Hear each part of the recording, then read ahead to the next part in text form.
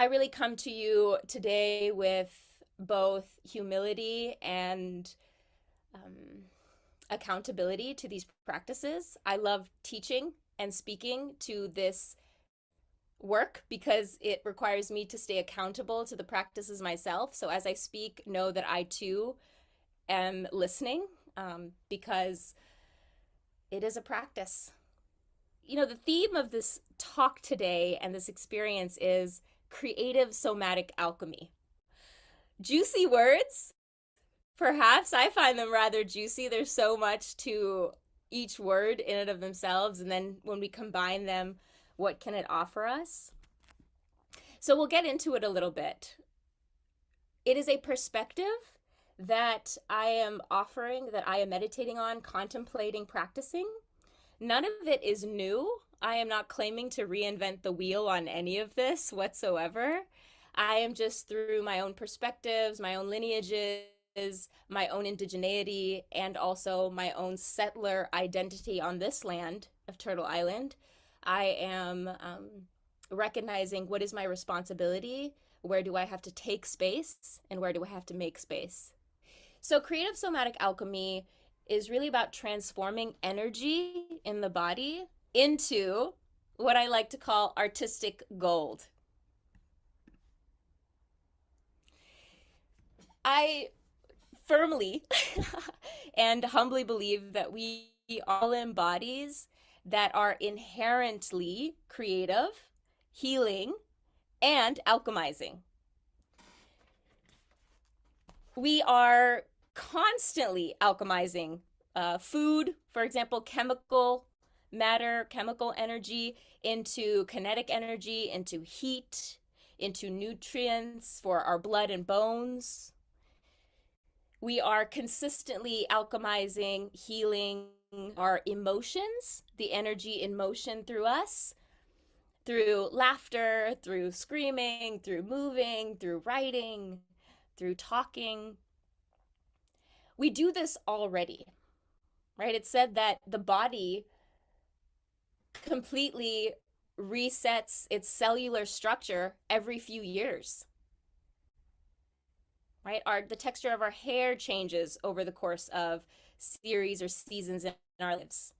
Even our skeletal system completely dies off over time and is reset every 7 or 8 years. So physically, biologically, already, just being in the bodies that we are in, we are already in the cycles of magical death, rebirth, creating, recreating, destructing, recreating, healing, alchemizing.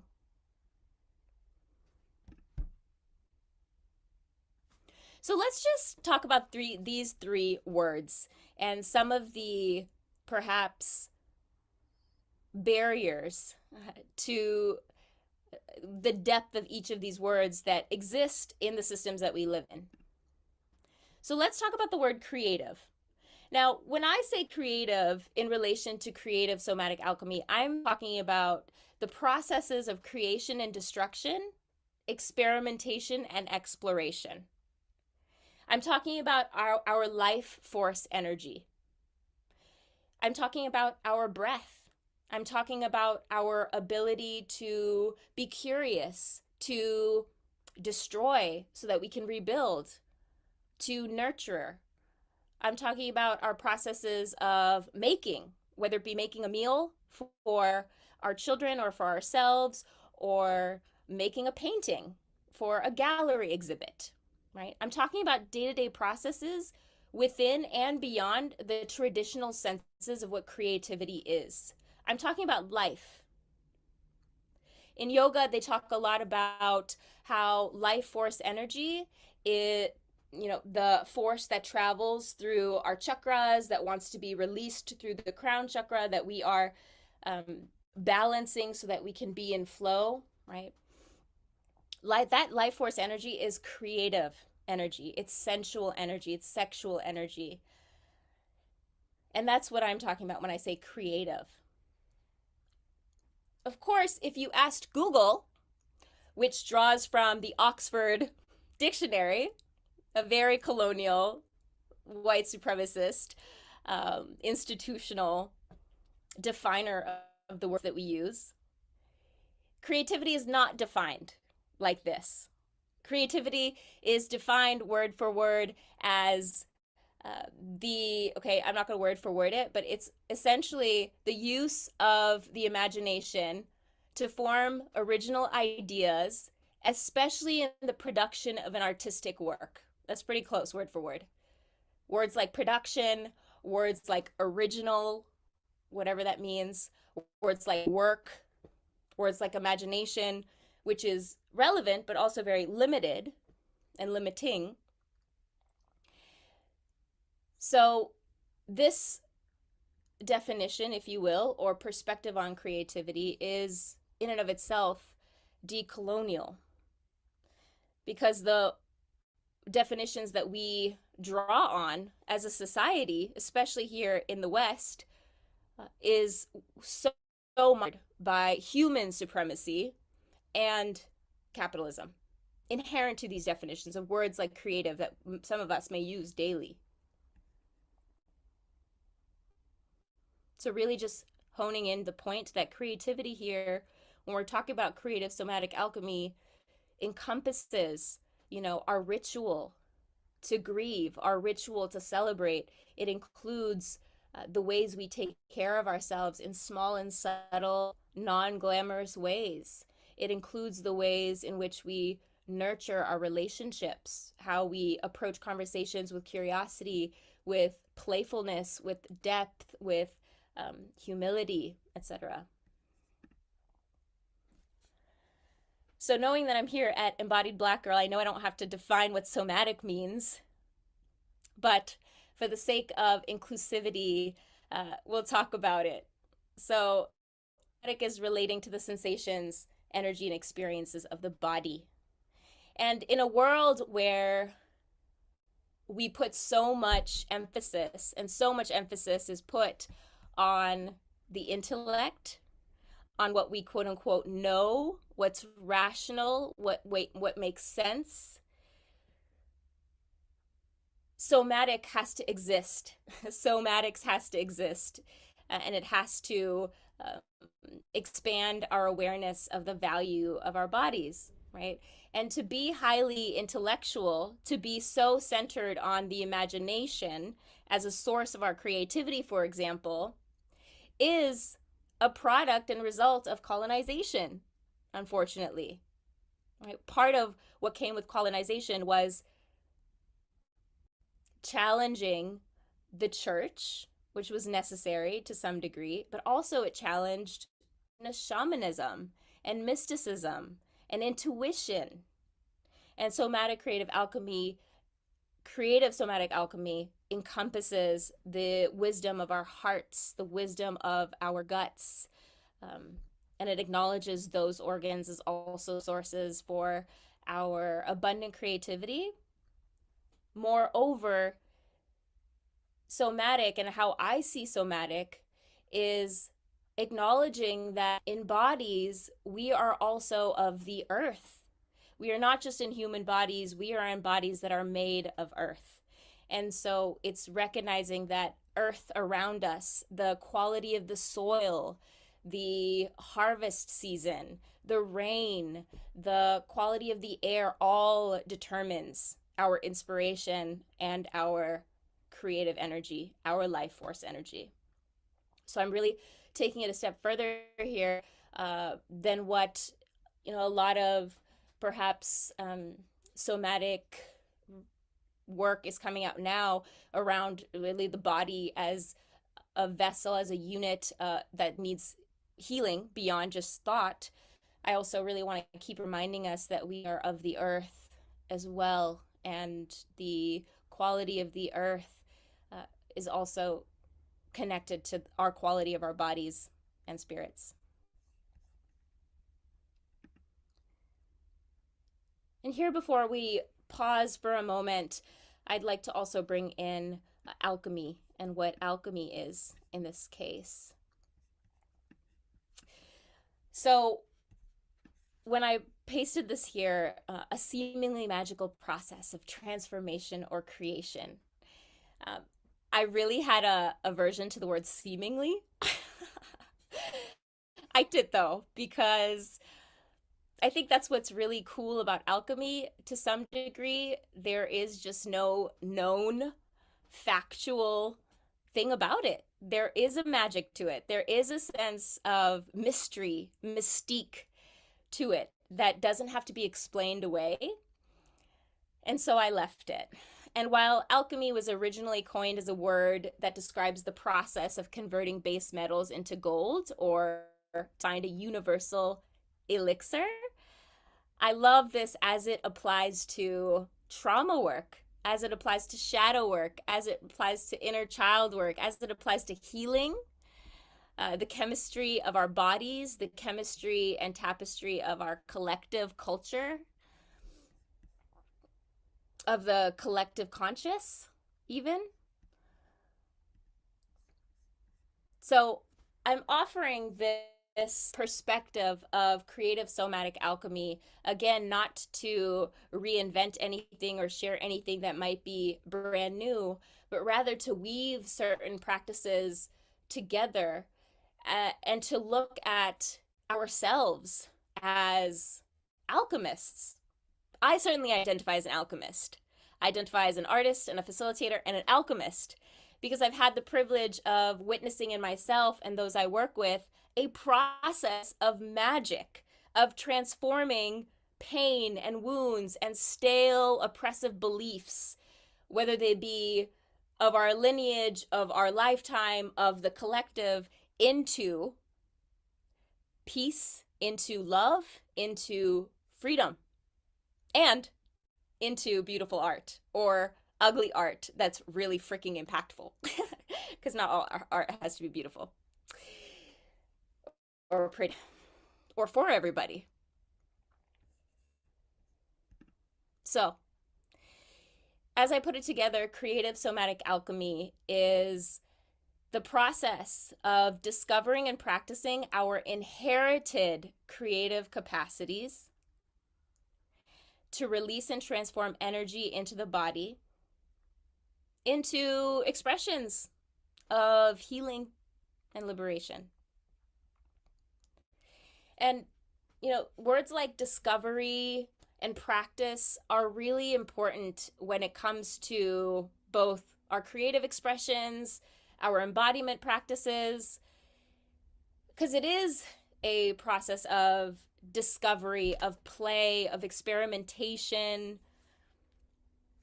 It's transcending the oppressive rigidity that we tend to put on ourselves to know the answers, to have it all together through, perfectionism or through, I believe y'all have talked a bit about imposter syndrome and like things like this, right? I think creative somatic alchemy is a perspective to root deeper into our inheritance, right? Our inheritance of creativity. So, creativity and embodied creative magic, that is creative somatic alchemy, is indigenous to all of us, right? Our ancestors practiced it in order for us to have been here. They were builders, makers, lovers, fighters, survivors, nurturers, right? Surviving, building, making, nurturing, these are all creative practices. In fact, one of my favorite quotes is that I heard through a woman named Tara Brach, that it's not about survival of the fittest, it's about survival of the nurtured. And those who have been nurtured enough to grow up, nurtured enough to pass on their seeds, nurtured enough to survive and produce those who produced us, right? That is a process of creative somatic alchemy. And our ancestors certainly practiced it, and we stand certainly on their shoulders as creative somatic alchemists. It's also our body's natural intelligence. Y'all, I imagine, know this to varying degrees, being a part of a community like Embodied Black Girl. It can also be practiced in as many ways as there are bodies, right? This is personal to each of us. While there are so many universal archetypical aspects of what our creativity is, of how to be embodied, of what alchemy can be with our gifts, it's also a very personal process for us, right? We don't all resonate with the same creative modalities. We are not all in the same bodies with the same capabilities. So it is a very personal process that we have to discover for ourselves. And it is also our responsibility. So, according to the Vedas, which is a 3,000-year ancient text out of India and certainly out of my lineage, creativity is and was considered a divinely given archetype which human beings are supposed to emulate in order to transcend not only the past, our past, but also our humanity, like our humanness, our animalness, our primal nature. The creativity. What a powerful, powerful portal and practice that these ancient indigenous texts believe what was our portal to transcend, the hungry ghosts and the trauma and all the patterns, the shadows that we also carry. I want to share some examples now. This is an example of a teacher muse for me, Frida Kahlo.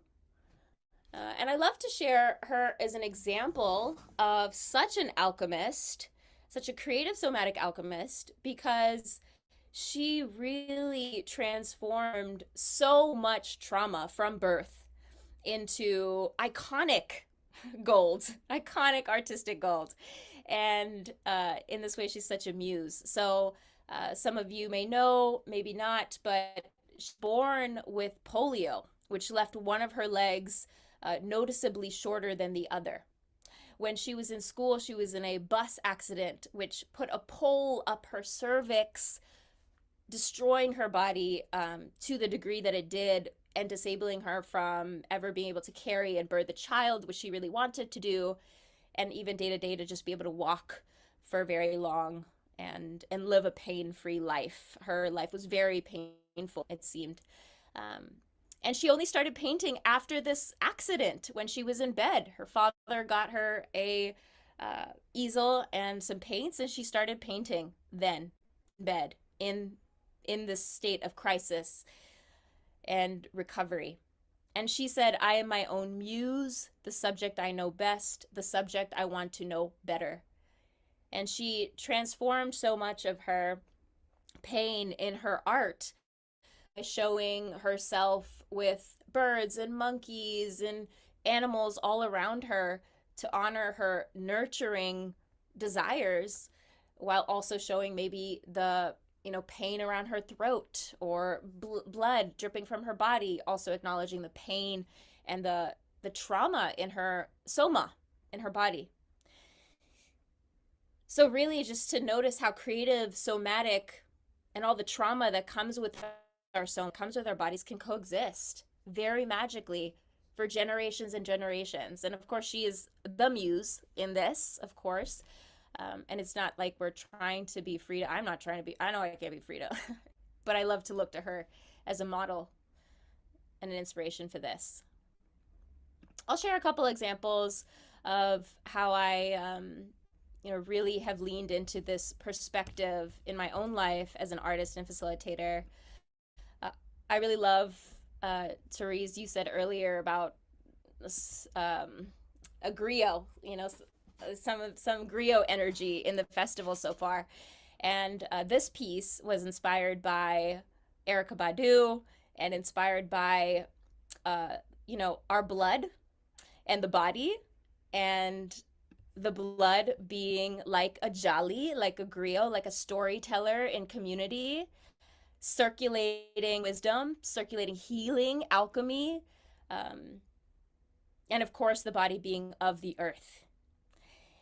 And I've moved through a lot of stuckness through creative somatic alchemy, through creative expression. As some of you mentioned, through movement, storytelling, even voice. Recently, I've been reclaiming song through learning indigenous practices in my lineage to activate my voice and my vocal cords. Again, continually to promote circulation at a physical level. Grief has also been such a powerful energy to move with uh, through creative expression. And um, there's been a lot of grief collectively over the last few years. And grief has been a major teacher. And if it wasn't for this perspective of creative somatic alchemy, that I have these inherited gifts to deal with whatever energies are coming up right now, has helped me meet my grief in a way that allows me to see what it's trying to teach me in the moment. And I don't think it always is trying to teach us something, or I don't think it's always there to be, what I don't know. For me, I can say that um, through this process of being embodied in my creativity, I've also been able to alchemize grief and rage and doubt and emotional insecurity. This is my most recent decoration, and I love this image because it's so cringe to me. And I love that I also have 8 likes because I'm not doing it for that. Like, I'm on TikTok now as a way to alchemize in a different way, as a way to alchemize through movement, through like embodying characters, to embodying the characters within me, to explore things like avoidant attachment style. So, really, all to show that and all to share that some of the hardest, most stickiest, shadowy feelings can be alchemized.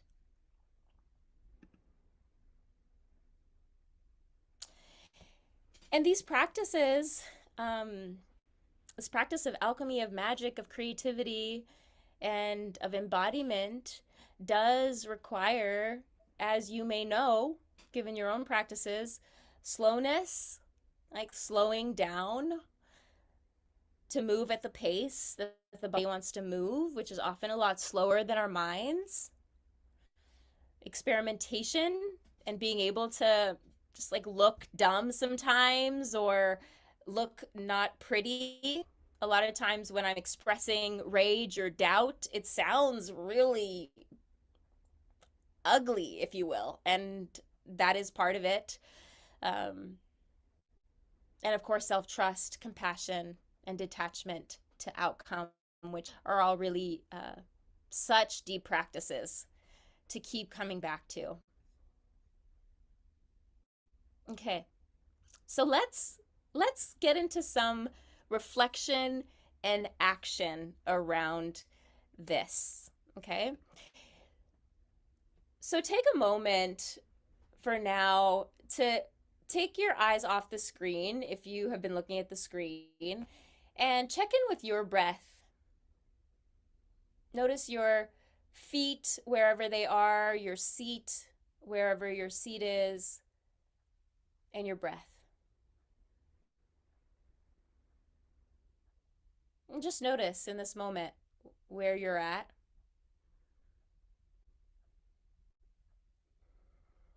Letting it all be as it is, whatever it is.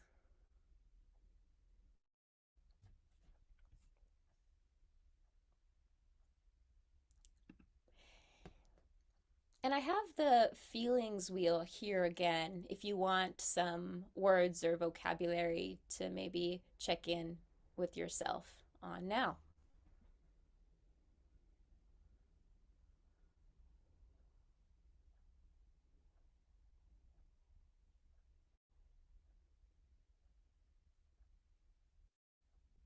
Just take note of a few feelings, however many really stand out to you for now.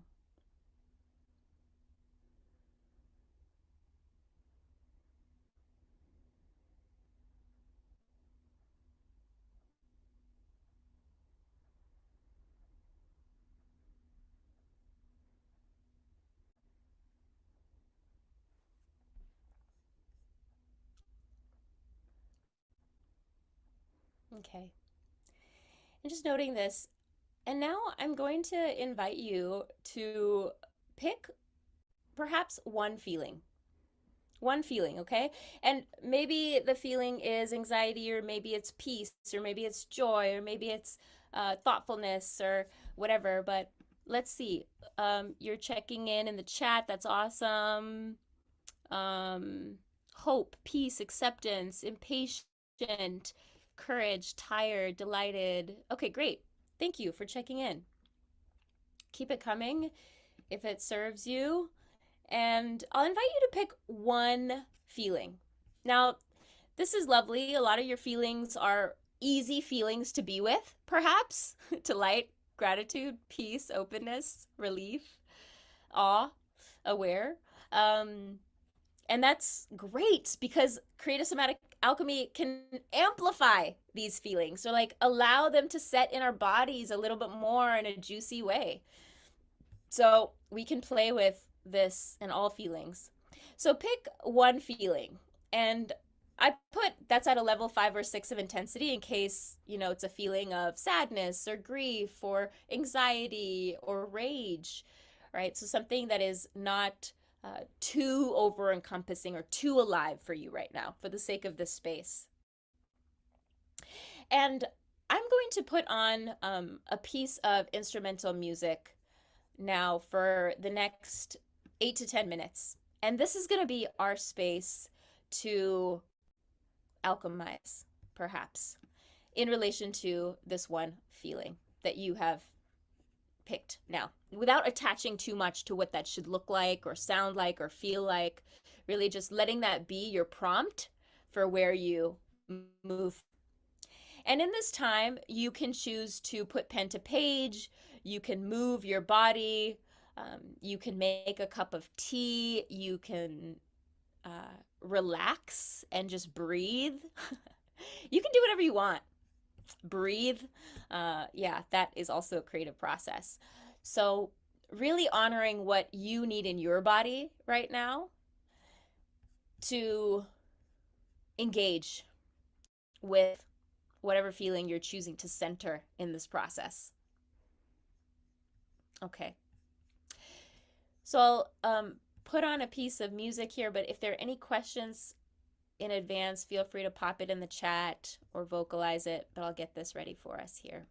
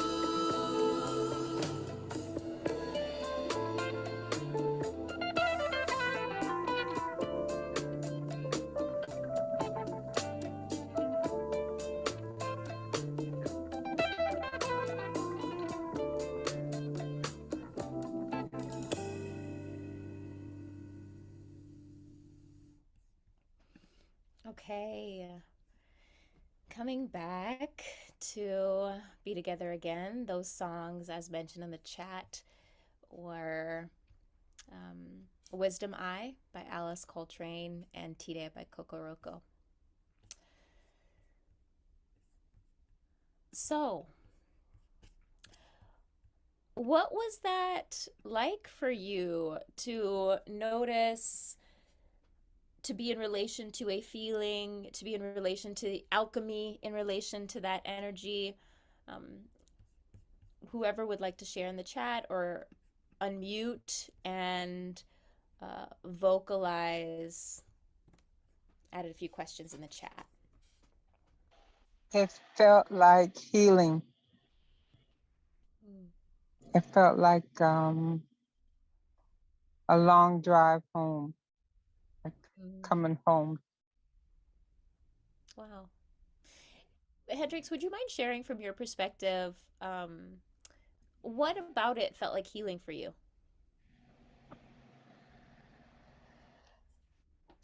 Well, before the music came on, I was uh, open to new ideas on a cognitive level, mentally.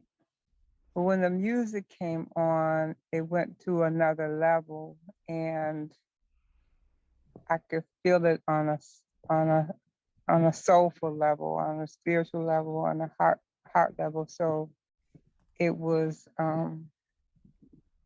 soothing, and I allowed myself. Um, I'm I I'm a military sexual trauma survivor, so feeling safe is an unusual feeling for me. Mm. So at the Veterans Adjustment Center, there was a counselor who is also Thank a you. sexual trauma survivor, and she allowed me to. She would always say, "You're safe," when I came into the environment before we began our therapy, and so the feeling of safety was unique. Mm. Thank you. Thanks for sharing so much. Brittany? I found it energizing. I think the words I had used before, I think it was like grateful, but also a little distracted. But it felt very like grounding to do this. And I started off journaling, and then halfway through, I was moving instead of journaling. So like the energy switched into movement. Um, and it filled me with a lot of joy because I was thinking about like my ancestors, and then I kind of made it really big when I started journaling, and then went down to like my family, and I was thinking about even my grandpa, how he had a garden for his entire life. He had lots of gardens and all kind of food and all kind of different flowers, and just all this stuff he was connected to from the earth. And then my dad is an architect, so he builds houses, he builds structures. Um, and I just kind of went through my dad's side and my mom's side, just thinking about the creativity there. And it really gave me a lot of joy and energy to now I feel like, okay, let me also use this energy and create as well. So I think um, it was grounding and energizing. Mm. Thanks for sharing. Yeah, I just want to highlight like your trust in allowing that energy to change, right? Like you started off in one modality and then you felt like doing something else and you let that happen as opposed to rigid, being in the rigid boundary. Oh, I need to write or I need to do this. And I name this to invite us to reflect when we are engaged in other creative processes, in our lives. When are we too rigid, and when are we excluding the magic that could happen? Right? When are we like, no, I need to write better. I need to improve my writing, for example, or I need to like, be better on social media, or I don't know, whatever, or I need to be a better parent, or, all the ways in which um, we need to put ourselves in rigid boundaries around the creative energy that wants to flow. So thanks for trusting that and sharing. Kimberly, would you like to share? Yes, thank you.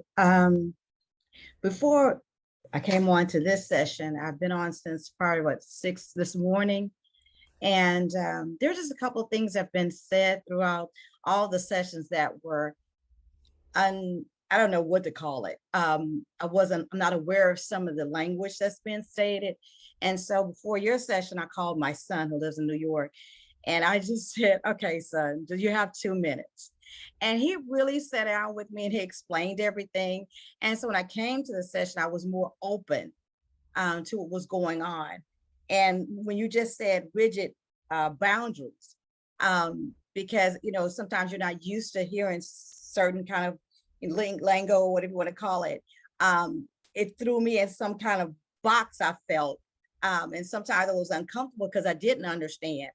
But as I was listening to the music, I became, the openness. I was moving into my mindfulness. And as I said, I just started journaling. I was moving around and I started journaling a little bit. So, it was very soothing, very, very, very soothing. I really enjoyed it. I really enjoyed it. So now I'm more open to what's going on and can move forward. Yeah. Thanks, Kimberly. Thanks for resourcing yourself with your son and with this space and learning. We're all learning. That's awesome.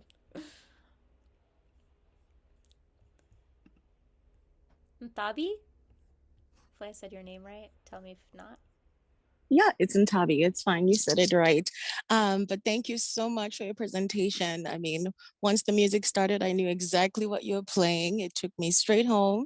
The South African in me came alive. I went on the front yard and I started to dance. And it was so great just to feel connected. I could feel the grass under my feet. It was just so beautiful. And now I'm hanging out under the tree and it just felt good to just be that connected in that moment. Thank you. Thank you. Beautiful. Any other shares for now? Appreciating also all the stuff in the chat. A lot of trust, self trust, intention in the space. Oh, this has been so beautiful. I was moving around and I don't know, this session just igniting a sense of play, just a sense of play, just feeling like a little kid. And I went and I got your book. So I'm just gonna do a plug. Please get Chetna's book. Well, not book, it's a coloring book. And my son, who's 5, saw this and was just like, I want to color with you, mama.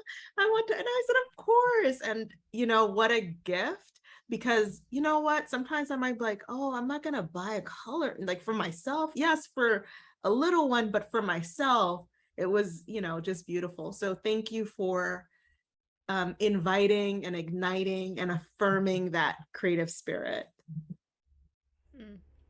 Thank you so much for just activating the word play and also for plugging the coloring book. The coloring book is a really great example of creative somatic alchemy because, sis, yeah, it was born in the pandemic in like 2020. So you could imagine that there was a lot in the collective to alchemize. And it was first and foremost a book for myself in activating the abundant mentality, especially when everyone was fighting for toilet paper at the grocery store and we were afraid of each other and dying because we were going to come too close. Like, it was a lot of energy to alchemize, and I'm sure we all did it in our own ways, some of which are looked at as productive or not.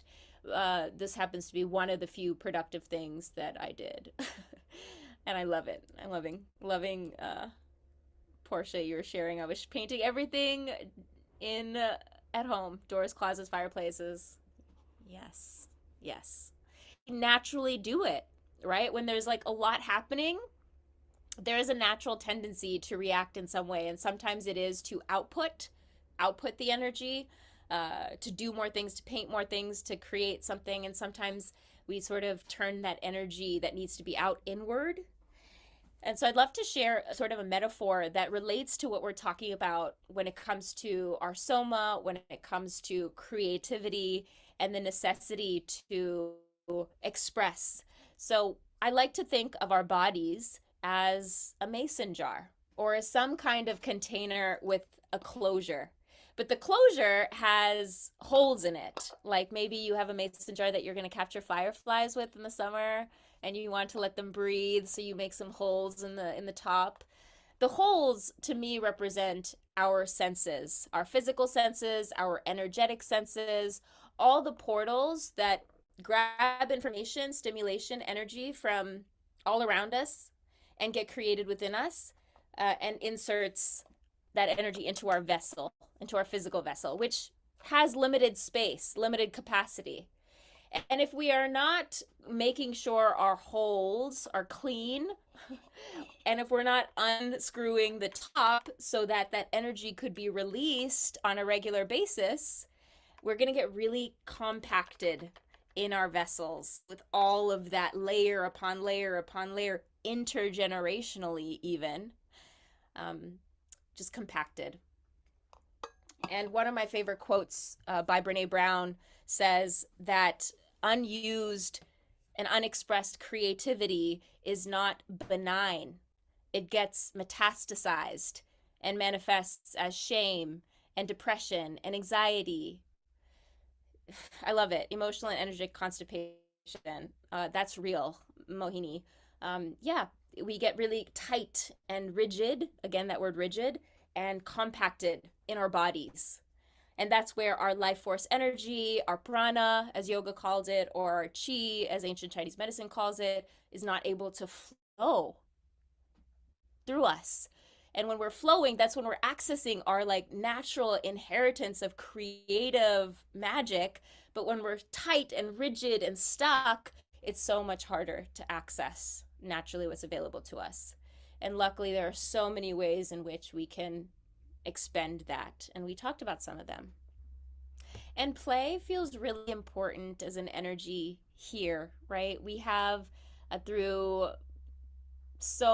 growing up, through inheriting trauma, through developing trauma and wanting to be safe, it's very easy to lose our sense of play when it comes to our creative expression, right? If we're coming into a creative endeavor with scarcity, with, oh, I need to please somebody else, or what will they think, or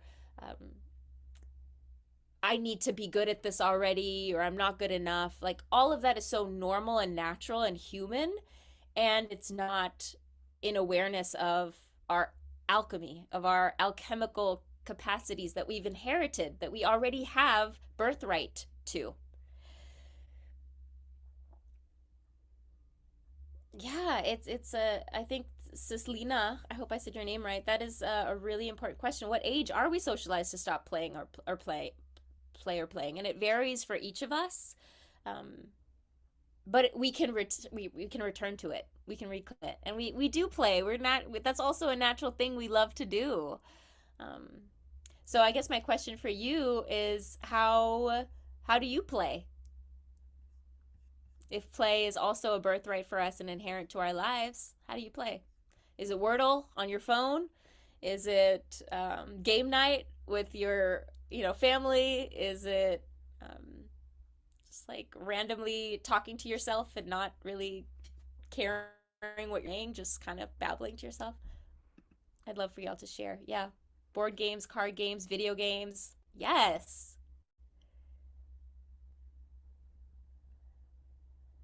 Ride horses, riding bikes, dancing, getting in the water, crafting, talking to myself. Yes, roller skating. I love it. These are all, yes, alchemical, playful, juicy processes. Dressing up, like I'm going to exercise and just run around outside. Okay. Nice. Watching YouTube. Yes. Okay. So now activating voice. Oh, here, actually, I'm loving all that's coming in. Let's pause for a sec. Chasing my kids around the house, playing in makeup. That's a huge one. Baking, experimenting with flavors, dancing, basketball. Yes, sports are a great form of play to some degree if it's not too competitive. movies, art, playing with dogs. Oh, yes, pets. Pets, really. I see a little doggy here too. So cute. Yes, being with children, grandchildren, silly voices, playing as animals, make believe. Yeah, I love it. Scrabble? Heck yeah. Count play? Sure. It's a very, you're very thinking a lot, but it's still a game. Singing without the need to sound good. Yes. Yes, yes. Working with kids is definitely play. Yeah. Amazing. Yeah, so there's a lot of play in our lives already. And part of this is like, how do we lean more into play? Beautiful. So many. It's abundant. It's abundant here. And I'll say this, even as a quote unquote professional artist, right? Someone who over the last 5 years has allowed my art to support my life. This is still so important for me to continue to activate the energy of alchemy and play, especially because I'm putting my creativity to work. I'm requiring it to pay my bills right now, which may not always be the case. But right now, activating play and being led by the energy of play is really important for me to determine what platforms am I going to share the art on? How am I going to share it? What are the grounding practices that we're going to do together? So play and alchemy inform even my business decisions and how I move forward, how I share the wisdom or how I share my learnings. So that feels ever important. And actually, play is such a decolonial process as well, and such a liberation oriented process that is accessible to anybody at any age, which is why it's so inclusive, and to any bodies at play is so natural. Yeah, I can definitely speak. So for example, this is such a little thing, but also a big thing. Instagram recently, for me being a very important platform to get the word out about our offerings, to get the art out for education. So many folks have learned about Mosaic Eye through Instagram. And as of recently, Instagram's algorithm has been progressively more and more oppressive for creators who are not necessarily trying to capitalize off of their content. And so there lied an important business decision to make. Do we keep giving our energy to Instagram, or do we distribute our energy to other platforms?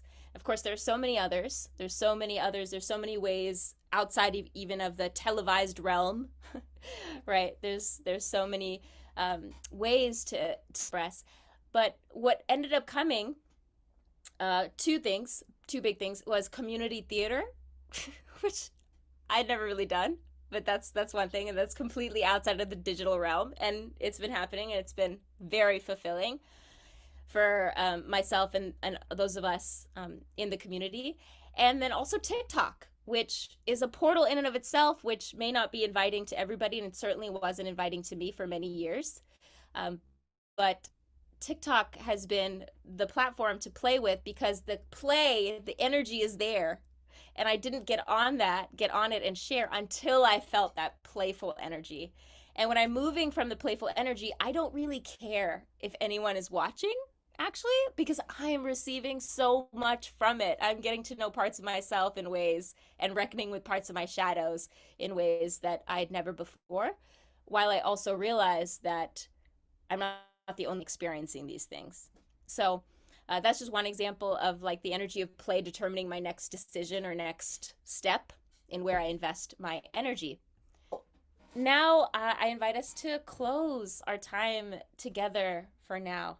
And I invite us to do so through vocal activation.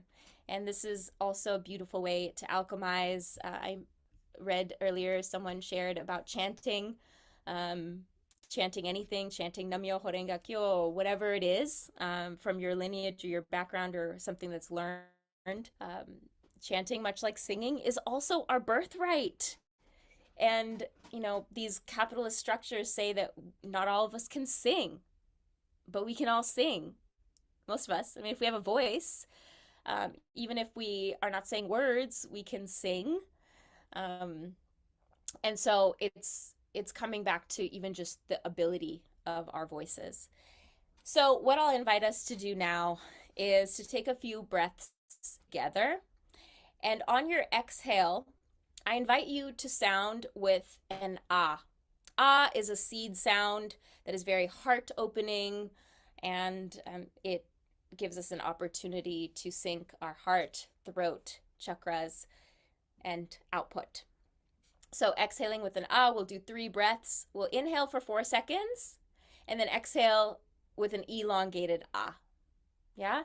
So I really invite you to engage in this if it feels good, and then to notice what parts of your body is resonating or vibrating with your sound. All right? So I invite us to exhale all the air in your body now. And get ready to inhale for 4. Now, 4, 3, 2, 1. And exhaling with an ah.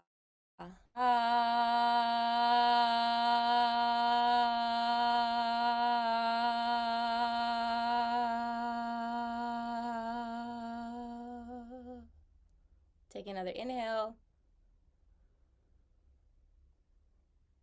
And exhale.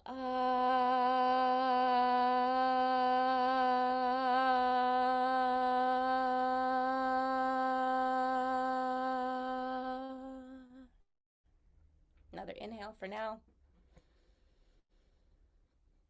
And exhale.